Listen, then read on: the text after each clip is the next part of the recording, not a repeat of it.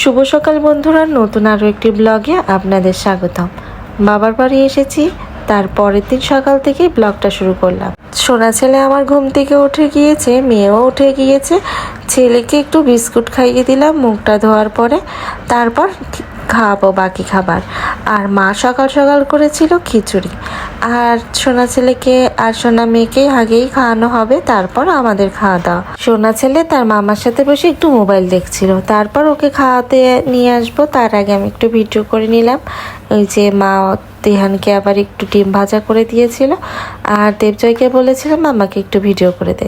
খাওয়া দাওয়া শেষে সোনা ছেলে খেলতে বসে গিয়েছিল, মা ওখানে সব বক্স গুছিয়ে রেখেছিল সেইগুলোই।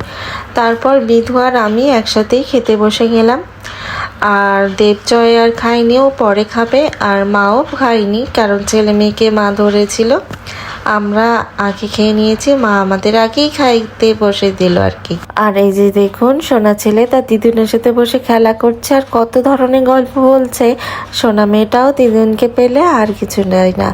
ওরা এই যে আবার সোনা ছেলে মেয়ে দেখুন কি সুন্দর একসাথে বসে খেলাধুলা করছে।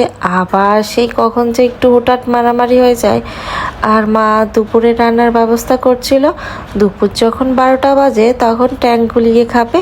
আর কত ধরনের অজুহাতের কথা আমার সোনা মেয়েটার। দুপুরের রান্না হয়ে গেল, আর এই যে সোনা ছেলে এরকম হাবুর আটতে আটতে আবার রান্নাঘরে আসছে। এই যে পাবদা মাছ রান্না করেছিল, আর বিধু রোস্টটা রান্না করে নিয়ে এসেছিল, সেটাই মা গরম করেছে।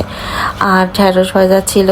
এই রান্নাঘরের পাশে একটা জানালা আছে, সেখানে দাঁড়িয়েই মা তার নাতির সাথে গল্প শুরু করে দিয়েছে। নিচে একটা দোকান আছে, মা বলছিল তুমি কিছু কিনবা এই দোকান থেকে। তারপর গল্প শেষ হলেই মা সোনা ছেলের খাবারটা দিয়ে গেল, দুপুরের খাবার। আর টেবিলে মা সবই গুছিয়ে রেখেছিল। তারপর আমরা সবাই মিলে একসাথেই খেতে বসে গেলাম। শুক্রবার যেহেতু বাবা বাড়িতেই আছে, তাই বাবার সাথে একসাথেই আমরা বসে গেলাম খেতে। আর সোনা ছেলে এই বালতি নিয়েই তার খেলা চলছে একভাবে। আর এখানে বাবা আবার মেয়ের জন্য স্ট্রবেরি নিয়ে এসেছিল, সেটাই মা আবার তিশিকাকে দিল, আমাদের সোনা মেয়েটাকে। আমি বলছিলাম এখানে একটু দেখাও তো, আবার গন্ধ শুকছে কেমন। তারপর দুপুরে এক ঘুম দিয়ে আবার বিকালে নাস্তা করতে আমরা সবাই বসে পড়লাম। মানে একটার পর একটা খাওয়া আমাদের লেগেই আছে। আর পরোটা, হালিম, জিলাপি এগুলো দিয়েই আমাদের বিকালের নাস্তাটা কমপ্লিট হলো। সোনা ছেলে কত সুন্দর বড় মানুষের মতো বসে খাচ্ছে দেখুন।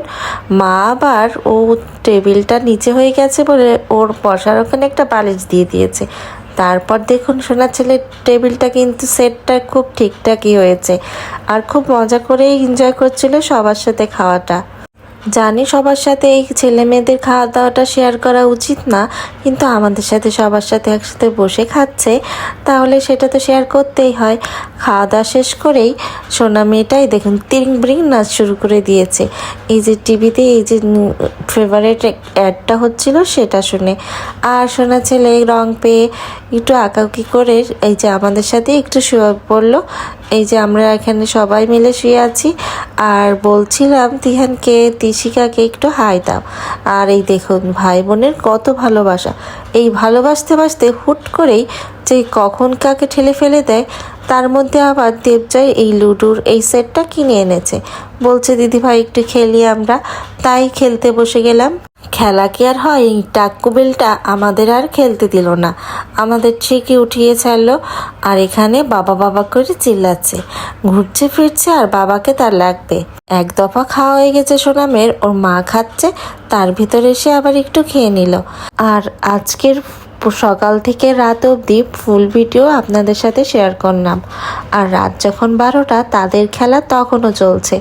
এই তো আমাদের সুন্দর একটা দিন আপনাদের সাথে শেয়ার করলাম। কেমন লাগলো কমেন্টে জানাবেন।